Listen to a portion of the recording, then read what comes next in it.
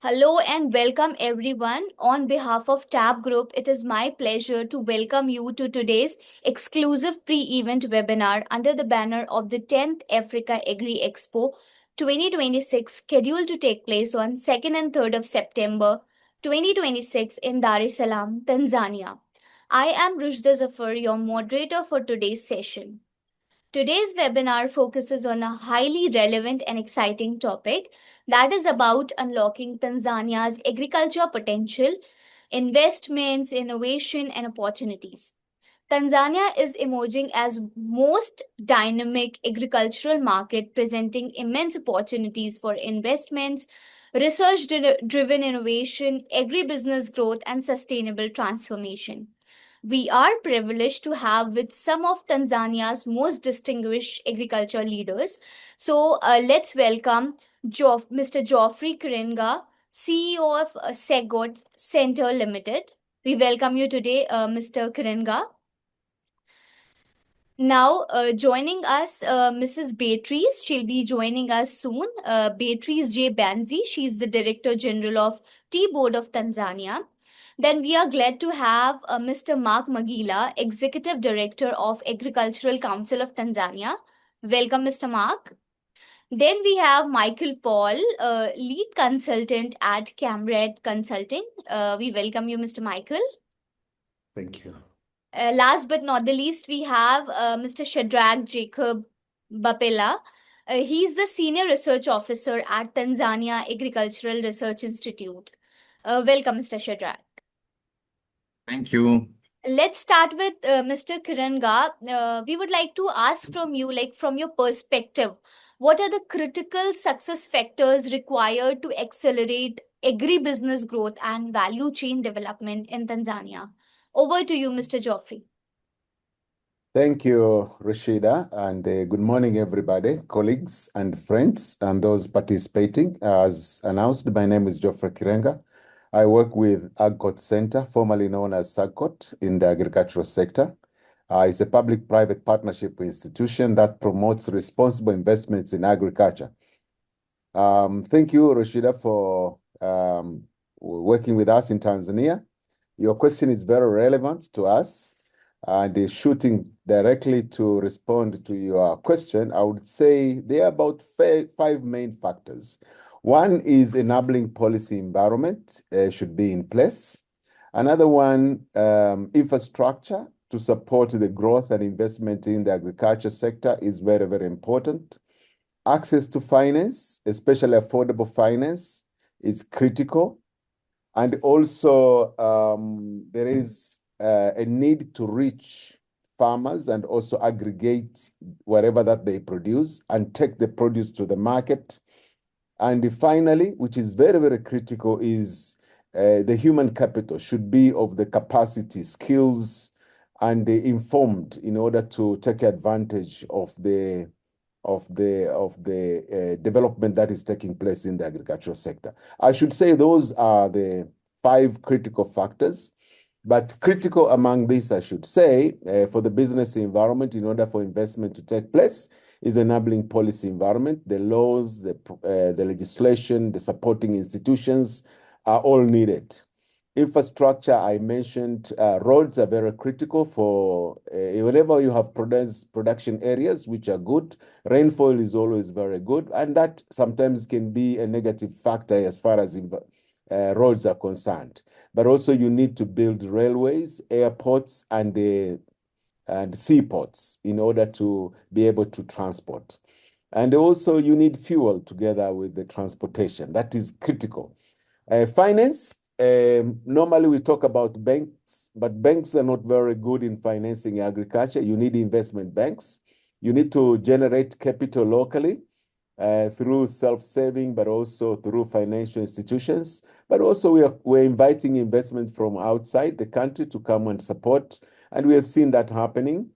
And human capital, as we mentioned, training, research, and development is very important. I see my colleague here from our research establishments in Tanzania, TARI, and I think he will add more on that. But capacity building as far as farmers are concerned, and all those players along the value chain. Because people normally, when you talk about capacity building in agriculture, you think about the farmer.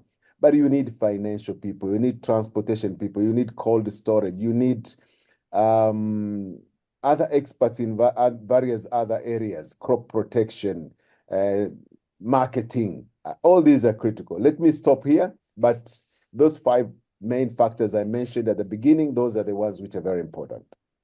Thank you so much, Mr. Geoffrey. And I believe you clearly highlighted the factors that are required to, accelerate the agribusiness growth that are essential to unlocking the sector-wide growth. Now, coming to our next speaker, Mr. Mark, I would like to ask from you, how is the private sector contributing to the transformation and modernization of Tanzania agriculture sector? Over to you, Mr. Mark. Thank you, Rushda, and the other participants of this call. Good morning, everyone. Good morning. I'm Mark Magila from Agriculture Council of Tanzania, and we are an apex organization uniting and representing the private sector stakeholders in agriculture in the broadest sense of the concept of agriculture, meaning crops, livestock, and fisheries. Our core function is to advocate for better business environment of these private sector stakeholders, from farmers, from who do primary production in the sectors I've mentioned, processors, input suppliers, and all value chain actors, you name it. We draw our membership from those industry associations representing those groups of value chain actors. Now, to go directly to the question that you have posed to me, we can see in Tanzania now that the private sector is driving transformation in the agriculture sector by increasing access to modern inputs, to increase productivity, of course, championing digital technologies, and unlocking finance there, something which my colleague Kirenga has alluded to. We can see commercial actors and financial institutions partnering to improve productivity, reduce post-harvest losses, value addition. Basically, we are also trying to shift the smallholder farmers from subsistence farming to more lucrative commercial agribusiness down the respective value chains. So in a nutshell, you can what the private sector is doing is on those 3 or 4 or 5 areas, that is access to finance. The private sector is very active in that. And for a sector like agriculture, which needs something of special conditions, we have like private agriculture sector support who are providing loan finances. Of course, the government is also doing that through different initiatives, donor funded like ADB, and funds from own generated sources of the government, from the Agriculture Input Trust Fund. So we are seeing a positive trend in accessing finance to the value chain actors, more specifically to smallholder farmers. We know that the access rate in the agriculture sector is around 15%, and most of the smallholder farmers, including women and other underserved groups, they are falling short. So one of the areas where the private sector is doing a good job is trying to make finance available to these value chain actors in order to grow their businesses and increase profitability, thereby reinvesting in the sector. The other area is agri-tech information delivery. Because of the modernization of the in the global arena, we also have to follow suit. We are increasingly seeing digital payments, We are increasing, seeing mechanization, irrigation, and other agri-tech, which modernize the sector. We are also looking at input, I've already mentioned, and the supply chain and logistics improvement, talking about warehouse development,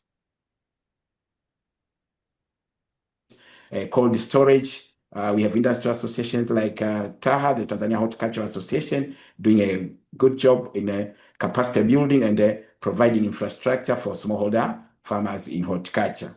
We also have an increase in value addition. We are looking at Agri SMEs participating increasingly in value chain value addition and processing, so as to add value to the agricultural products that are being generated from the sector, so as to improve profitability. We are also looking at ventures like Building for a Better Tomorrow, which is a flagship project in the Ministry of Agriculture, the government in general, but we are seeing private sector actors also partnering with the government in that regard. How many minutes do I have left? Sorry. Because I want to go straight. I wanted to do some examples to show how the agriculture sector is contributing. You know that agriculture contributes to about a quarter or slightly above to the GDP of the country. And over the past 5 years, we have seen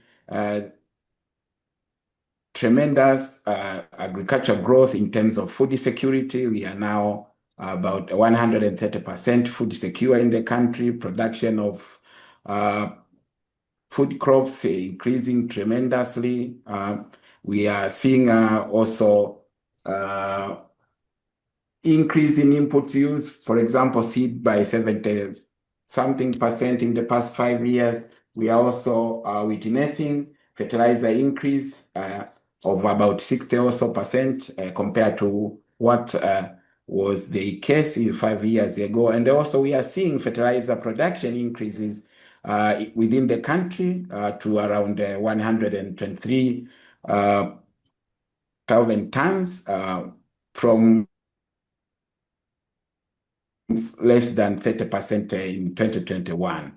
So that is the work of the private sector, because the sector is dominated by the private sector. 80 to 85% production, or maybe 90%, comes from the private sector. We have seen also during the same period exports increase to about $4 billion, and we are also seeing for specific increases. For example, in the horticulture subsector, we are seeing about 11% annual growth because of the private sector. I've mentioned horticulture because it's predominantly private sector, also involving a lot of the majority being women and the youth, which are the main segments of the society that we are targeting for the future of agriculture in Tanzania.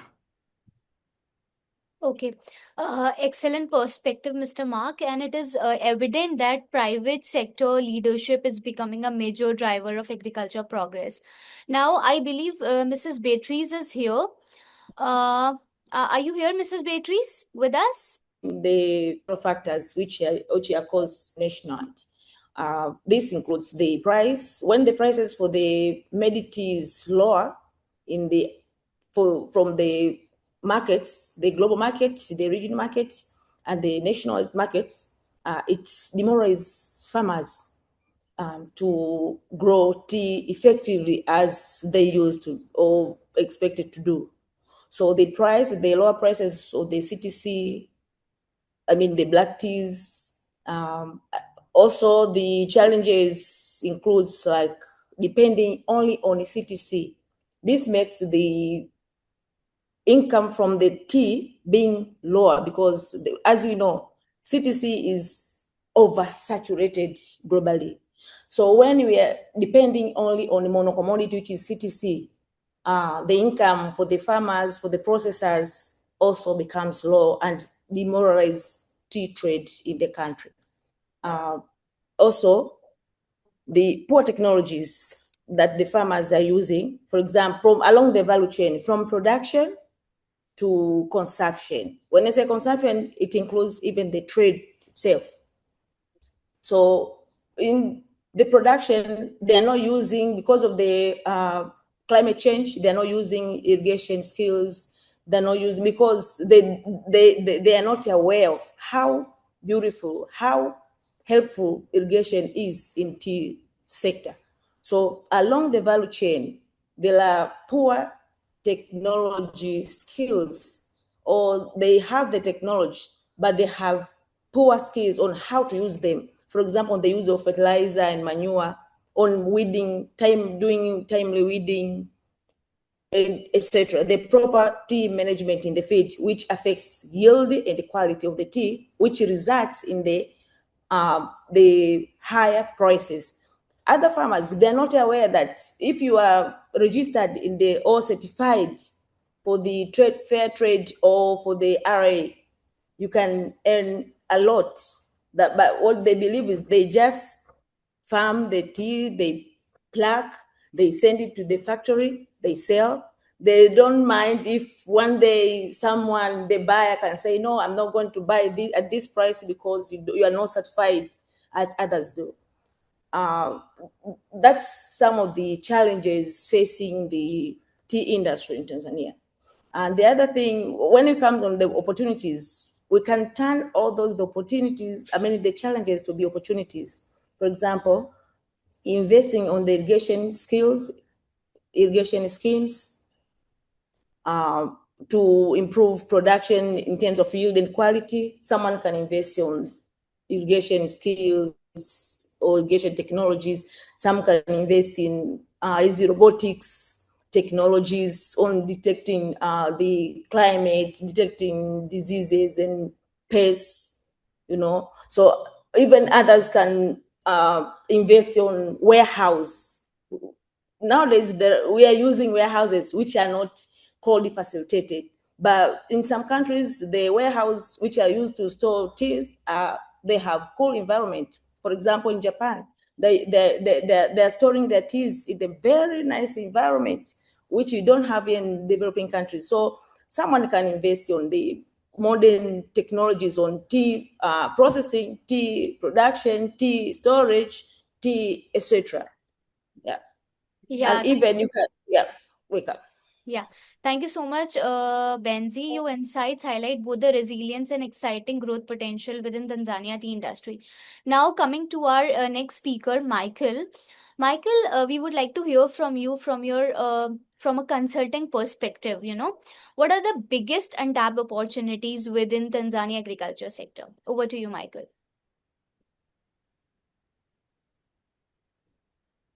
Thank you very much, Rashda.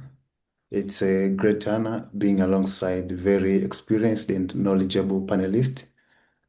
For instance, Mzee Geoffrey Kirenga has been my mentor, and I used to do internet AGCOT. And if you'd allow me, I could have called him the father of agricultural transformation. He has been doing a lot in the field. Also alongside Dr. Shadrack Mbapila from TARI, who I've met several times, and other panelists as well. When I come back to the question, and when we look at the Tanzania's agriculture sector, the potential is huge. It's like everything is untapped. For instance, if we just look at the cashew sector, for instance, the last season of 2024-2025, we produced around 500,000 tons, which gave us around $500 million in export. But these cashews which were exported, 76% went as in raw form. They went to Vietnam, they went to you in India. Then in Vietnam and India, they add value, they process, and they sell the same cashews to European markets at the price 4 times of what the Tanzanian farmers could have got. For instance, Vietnam sold around 700,000 tons of cashews in the year of 2024-2025, and it has yet them around 4.5 USD billion. If you compare to what the Tanzanian farmers are getting, you'll see it's just we are getting peanuts. So where are the opportunities in agriculture processing? For instance, the southern zone in the regions of Mtwara, Lindi, still there is a huge potential of adding value to the cashews because we already have the product produce. We just need to add the processing machines. And the good thing now, the government has set aside around 130 million USD dollars for creating a processing park in Mtwara region, where it's working with the private sector. And currently there are like 2 big warehouses which are under constructions. And this creates opportunities for investors to come and work in the industrial park to add value to our cashew nut. It also creates opportunities for the banking sector to do agri-financing, to do insurance. It's also an untapped opportunity to the logistics companies in Tanzania and elsewhere to transport this cashew, which is already added value, to distribute across Tanzania. And the good thing about Tanzania as well, we are the only country which is a member of East African Community and the SADC. And if you look at the East African Community and the SADC, it's a population of around 700 million people. This is a great market, but still it's untapped. Why untapped? We are not adding value to our produce. So for investors or business leaders who think about agriculture and they want to get returns and to a country which is promising, as you can see, Tanzania now has invested a lot in infrastructure. If you look at the SGR, if you look at the modernization of the ports, Tanzania still has a great potential and to access the regional markets in East Africa and the SADC region. So the potential in the agribusiness sector and the sectors which come across the agribusiness are limited. It's just us to come and tap them. We can talk up to tomorrow. We can even go to the sunflower. We are importing cooking oil, imagine, while we have like 44 million hectares of arable land. You see, the opportunities are unlimited. It's just us to see what the market wants and to go back to the production to produce according to the market. Thank you very much, Rashna. Thank you so much, Michael. And I think that paints a very promising picture for investors and agribusiness stakeholders who are exploring Tanzania region. Now, my question from our next speaker, Shadrack. Shadrack, what are some of the key agricultural innovations and research developments currently shaping Tanzania agriculture sector? Over to you, Shadrack. Okay, thank you, Rushda. As I've said, I'm Shadrack Mbapila, the Center Director at TARI Ukiriguru. We are based in Mwanza. Basically, at TARI Ukiriguru, we have the mandate of leading the national research on cotton and root and tubers. But we also do research on some of the legumes like pigeon pea, chickpea, and others. Your question goes to some of the key innovations in agriculture that are shaping and I want to cite example of this key innovation with regard to my center here in Mwanza. And I will focus more on maybe seed technologies and some of the other innovations that are being developed by our researchers. For instance, at our center, we have been able to develop an application. We call it Kilimo Sabit, that is in press, where farmers have been able to plan to understand the planting calendar, when to plant, when to harvest. We have been using the lady farmers through citizen science to collect data on soil and moisture. Then we can predict through SMS to the farmers' phones. They can receive and understand whether now is the time to plant or do some other activities. This is assist the farmer to cope with the changing weather patterns. We also have been able to develop some of the technologies, the planting technologies. We have some of the scientists who have been able to invent planters. We have one, we call it Rafiki planters. This has been able to plant our cotton. And now the machine has also been able to plant some other crops like sunflower and maize. So you can see these are some of the innovations that our scientists are doing. But when it comes to seed technologies, we are mandated to do research all over the country, but mainly based in the lake zone of Tanzania. But now I can tell you through our research, maybe in the development of seed technologies, we have been able to develop some of the varieties that are resistant to disease like cassava brown streak diseases and the cassava mosaic viruses. We have a series of varieties that have been developed through our centers, like we call them TARI series. We've got TARI 1, TARI 2, 3, 4, up to 7. And now we have this TARI 4, which is leading in terms of production in the market in the lake zones. I can tell you that we have some of the farmers and areas where they stopped cultivating the cassavas. But now, due to the varieties that have been developed by our institute, cassava has been restored in those places and are now cultivating. And another thing is that this technology has assisted our farmers, that the farmers have been able to move from the, currently we use the local varieties that the farmer using, you can get up to 5 to 6 tons per hectare. But with the new varieties that have been developed, farmers can get up to 30 tons per hectare. So you can see these are some of the initiatives that have been done by researchers to develop varieties that have improved the livelihood of the farmers. But we also have some of the technologies, for instance, the development of a cotton variety that is being used in all over the country. We call it UKM08. Has been able to improve the yield for cotton from 200 kilograms per hectare up to 1,500 kilograms per hectare. So you can see how this technology are shaping the agriculture sector within our region and in Tanzania in general. But we also have some of the technologies that are accompanied with the seed technology. We call it plant spacings. Previously, farmers in Tanzania have been using the spacing of 90 by 40 for cotton, for example.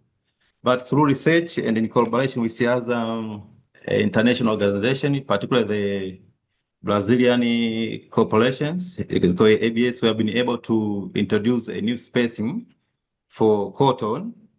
And I can tell you through the new spacing that we have some of the farmers who have raised their yield of cotton from the 300 to 500 kilograms per hectare up to 3,000 kilograms per hectare. So you can see these are some of the technologies that have been able to have been developed by our researchers and are improving the livelihood of the farmers.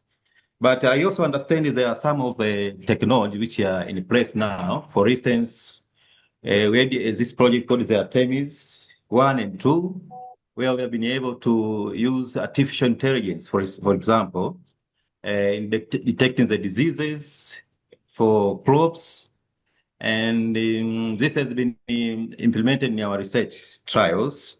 But I understand that we had one of the projects where TARI and the Nelson Mandela African Institute of Science and Technology has developed an application through the use of AI that can detect diseases, particularly for maize and banana. And we have some of the farmers who have been prioritizing the technology. So these are some of the technologies that are currently shaping our research, and I can say they have impacted a lot the livelihood of the farmers, and we are still developing more technologies, and the move now is to see how this technology now can shape and improve the livelihood of the farmers and our national income as well. Thank you. Thank you so much for your perspective, and you clearly Yeah. highlighted the key agriculture innovations and research development that are shaping Tanzania agriculture sector. Now, coming back Yeah. to our next speaker, Mr. Geoffrey. Mr. Geoffrey, how is SAGOT supporting smallholder farmers and agribusiness to become more commercially competitive and sustainable?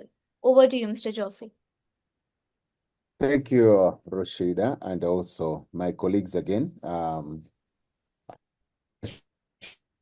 Acknowledge the contributions from my colleagues here, especially from ACT, Mike Magila, Shadrack Mbapila from TARI, and also Beatrice from the T-Board, and the young man here, Michael Paul. All these partners, we are working together. As I told you, AGCOT is a partnership between the government and the private sector, and they see in the partnership here, in the participants here, that this partnership is coming up very nicely. Let me start by saying that at the moment, Tanzania is embarking in the next phase of implementing its vision for development. We call it Vision 2050, or in Kiswahili, Dira 2050.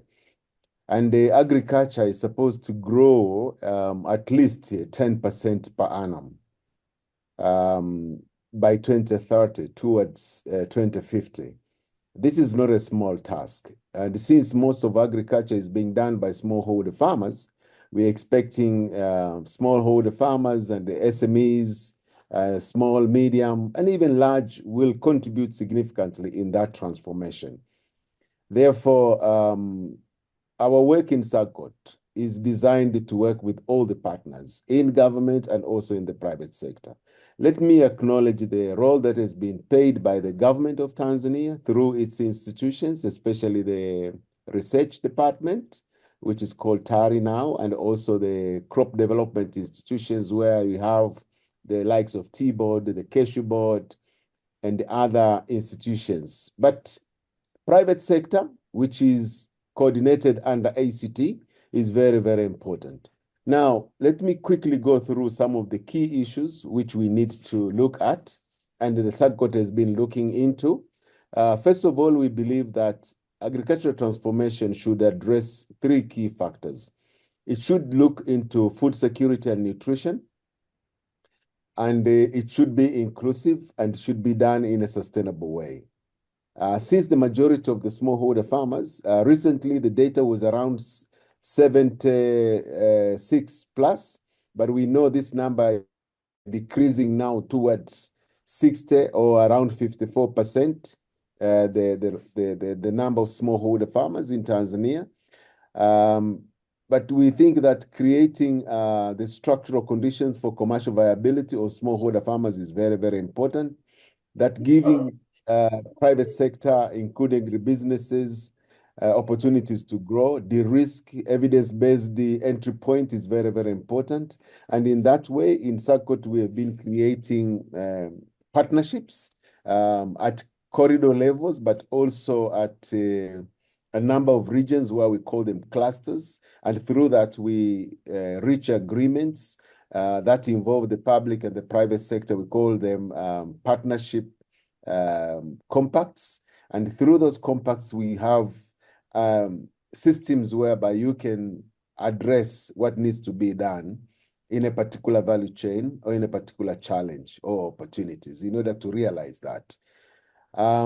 We also advise for inclusive models. In our work, it's not negotiable that you can only grow business that is not involving smallholder farmers. It's very, very important to make sure that you grow together. It's very important for the opportunities that can come with that, because there is no business in agriculture if it's not inclusive. If you are selling inputs, fertilizer, agrochemicals, and as well as seed, most of your customers will be smallholder farmers. Therefore, business environment that can allow those businesses to grow are very, very important, especially in making sure that smallholder farmers can access those technologies. That includes irrigation and as well as value addition. We are encouraging climate smart agriculture. if you are having varieties that can withstand climate change, more resilient as far as drought is concerned, but also they are more productive, they are more tolerant to pests and diseases. These are very, very important, but also climate smart agriculture in terms of making sure that the soils retains the moisture by using technologies which includes not only irrigation, but also building up of the soil organic matter, and also controlling the soil pH in order to allow for greater use of or realization of inputs. We have targeted initiative which looks into what needs to be done in order to increase participation of the youth. In our work in AGCOT, we have been creating champions that small holders, but especially youth, can aspire to be, and we have created a number of youth that are involved in production, supporting production in terms of technology, the use of IT, but also marketing of technologies, seed, fertilizers, and others. But we have gone as far as also in packaging and processing and value addition for the local and external markets. So these are some of the key issues which we do, and I can summarize that is we create the structural conditions for commercial viability for smallholder farmers. We advance inclusive business models. And finally, we mobilize climate smart and sustainable approaches. And finally is the issue of creating business environment that supports the growth and investment of the smallholder farmers. Let me stop here, but this I've summarized in a very quick way on what we do in AGCOT in supporting of the smallholder farmers. Yeah, very insightful, and it is very exciting to learn that how SEGOT is supporting smallholder farmers and agribusiness in order to become more competitive and sustainable. Now, my next question is from Beatrice. How important are sustainability and value addition in increasing the competitiveness of Tanzania tea industry? Over to you, Ms. Beatrice. Yeah, perfect. I explained earlier on the challenges facing tea industry in Tanzania.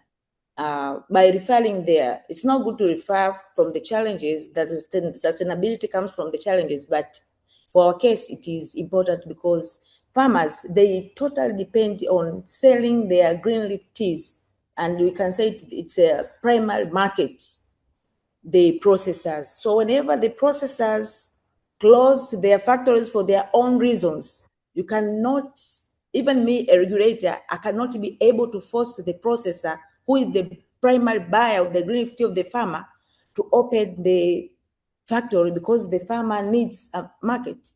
So the sustainability here comes when the farmer has means of adding value of the tea, like owning the operating the processing factories, because from there the farmer can be able to run smoothly the farm, to have his or her livelihoods in a better way. The sustainability comes because it adds the ending point of income of the farmer, because whenever he or she is selling while it is raw, the green leaf tea, the price here in Tanzania, it is 366 Tanzania shillings. But when he adds the value, there it comes, it starts from more than $1 up to 2.5 US, be it being sold here in the country or being sold outside. And the other, why the sustainability here comes for the value addition, as I said here on the issue of the RA, the Rainforest Alliance, the certification for the Rainforest Alliance, and the trade fair. That's where we get the most of the market requirement needs to be certified by those, be it trade fair or the organic, only organic, or the Rainforest Alliance. So the sustainability there comes when we are complying the production means by using ways which we can conserve our environment. So that's when the sustainability for the supply of the, be it green leaf or the medity to the buyers. So it is important that value addition, it aligns together with the sustainability of tea industry in the country. Thank you so much, Ms. Beatrice, for your perspective. Now, coming to our next speaker, Mr. Mark, what policy or investment reforms are most needed to improve the business environment for agribusiness in Tanzania? Over to you, Mr. Mark.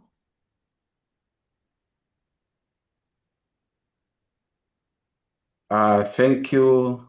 Thank you so much, Rushda, and my colleagues and participants.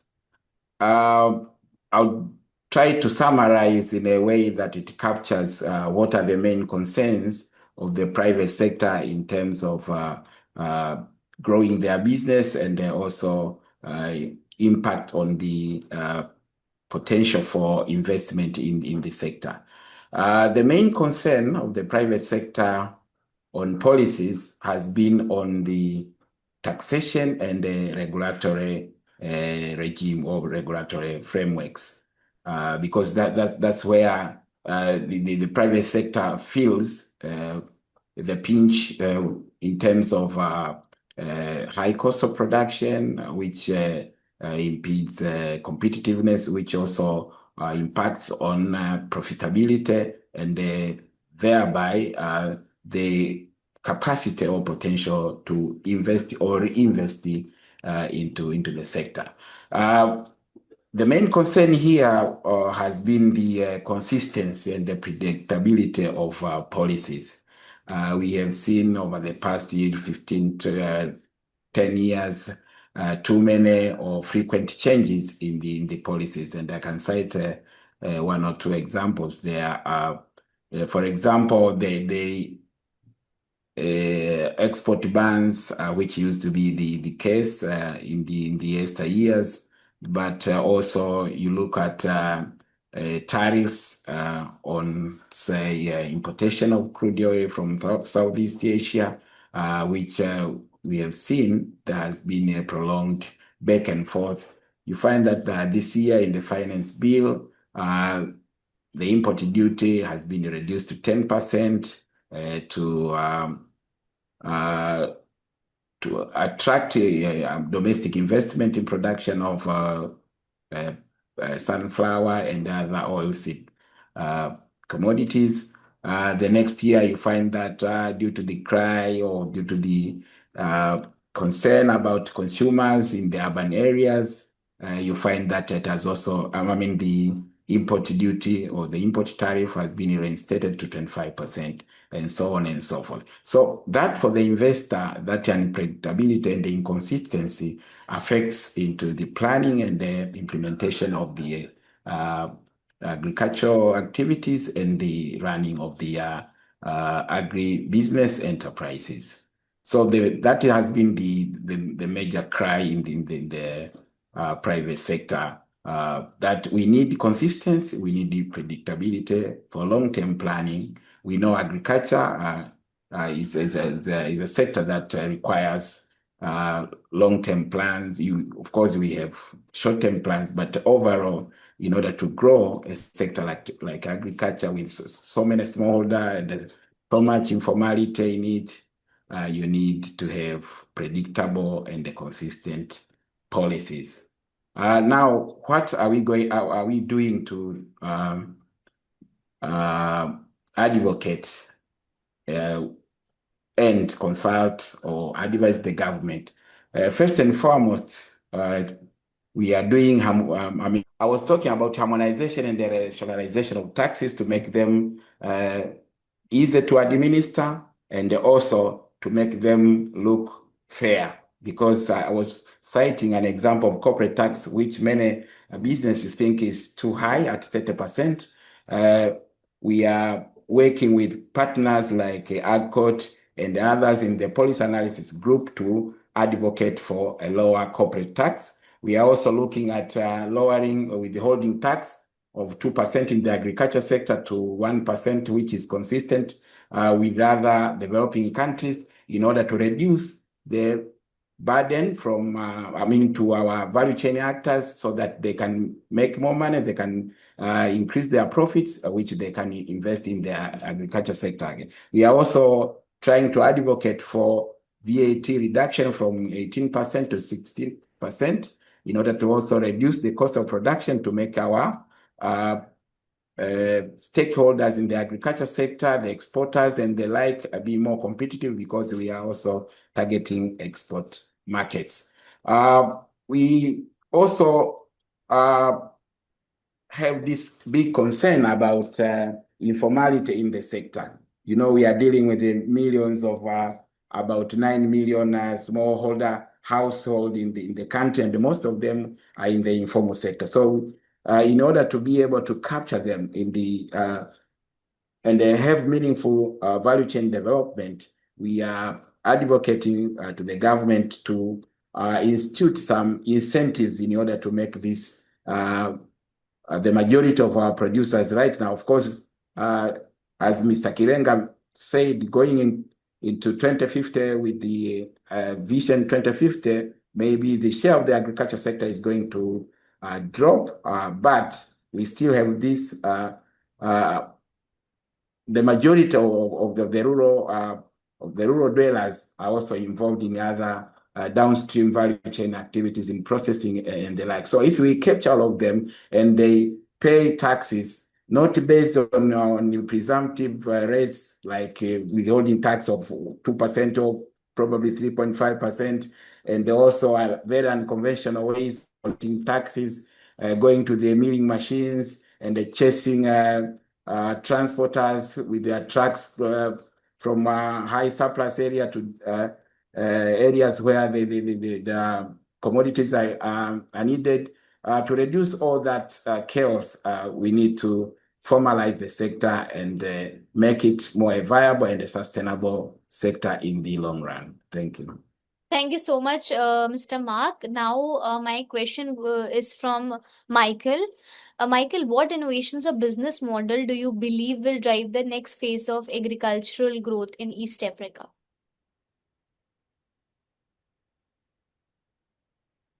Thank you once again, Rushda. It's a pleasure. And it's a good question. You know, when we hear about innovation, we all think about our mobile phones, about the apps we have on our phones. Anything that is digital to us seems like innovation. But when you come to agriculture, the definition completely changes. You know why?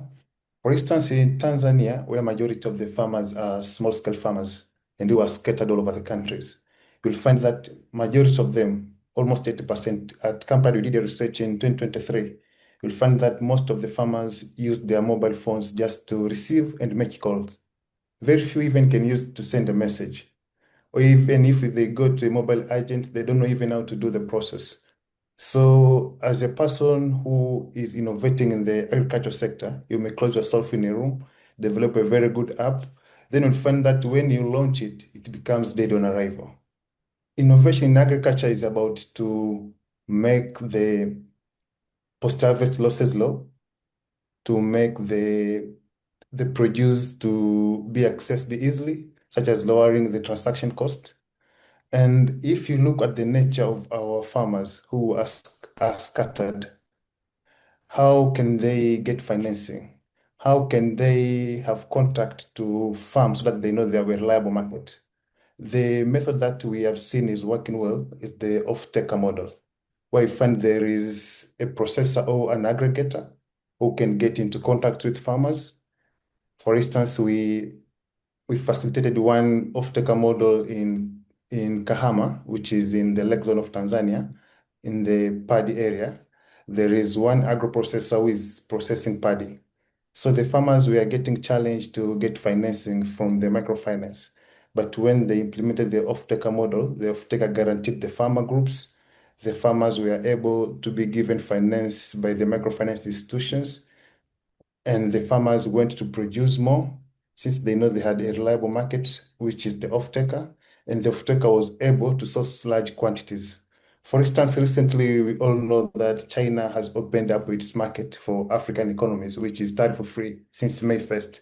But a smallholder farmer from Tanzania alone cannot access the Chinese market. We have to aggregate.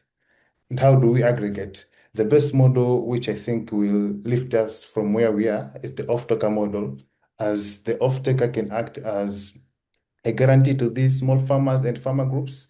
They can get cheap financing. As you know, financing here in Tanzania is another headache. The banks will be giving you loans at around 25% per annum. And if you go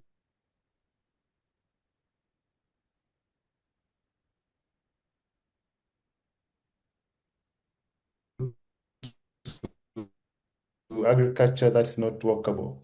They require, hello? You'd find that our banks require interests which are very unrealistic. For a smallholder farmer or for a person who is investing in agriculture, if you take loans from the bank, you want to be able to make it. But if we implement the off-taker model in other produce as well, for instance, the avocados,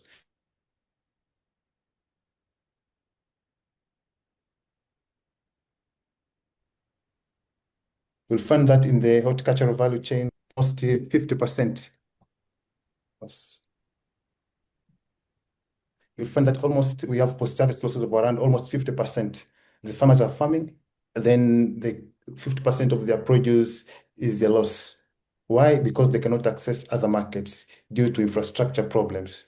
So if we implement the off-taker model in other crops as well, or if we implement the cluster model, as in Njombe now we have the avocado cluster, and Lake Zone we have paddy cluster. If we do such way in other produce as well,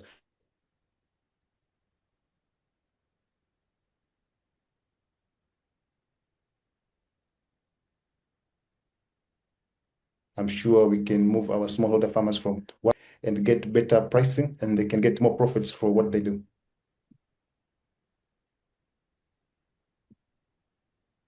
Thank you, Rashda. Thank you so much, Michael. Excellent insights, and I believe innovation-led business model will certainly shape agriculture next growth chapter. Now, coming back to Shadrack, we would like to ask from you what role does technology adoption play in transforming Tanzania agriculture sector, particularly smallholder farmers? Over to you, Shadrack. Okay, thank you, Rushda. What I can say is that technology adoption has been assisting our farmers to change in their yields. You can say that as improving the yields. I can take an example from maybe using the Tarika series that have been transformed the industry to the cassava growers from the tradition that have been producing of 6 tons per hectare. Now their farmers were getting up to 30 tons per hectare. Another example that I can cite in the cotton sector, we have farmers now who have been transformed from producing 200 kilograms per hectare to 3,000 kilograms per hectare. Those are all have been achieved through the adoption of the new technology, that is the variety and the plant spacings. But adoption of technology also help farmers to cope with the changing climate. Now we have climate change brings in a lot of issues. One of it is it comes with new diseases, new pests. So we can see now, even in our research centers, we are trying to do more research on control of pests for cotton, pests for cassava, and we are happy now through the release of this Tarika series 1 to 7. We have been able to deal with the problem of cassava brown streak disease and the cassava mosaic diseases.